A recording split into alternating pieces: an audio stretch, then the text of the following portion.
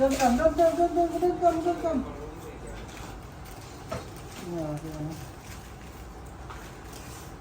Laging pumupunta namin dito. Minsan dalawa sila, minsan tatlo. Bait yan, ha? Focus bro, focus. Our chicken. Ganyan yung ibon dito sa Middle East. Parang manok lang, di ba? Lagi yung pumunta dito sa ano, bait yan.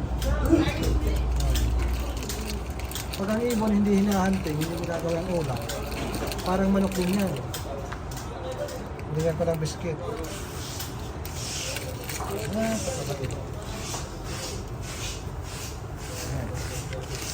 Wild yan, ha, wild. Pumupunta lang na yan dito para humingi ng pagkain.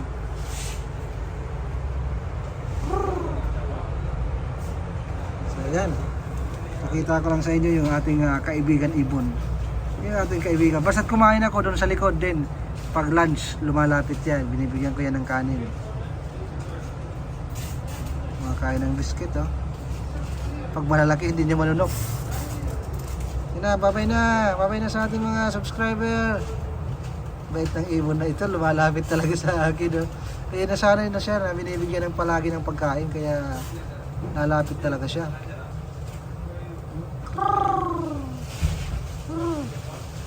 Yan.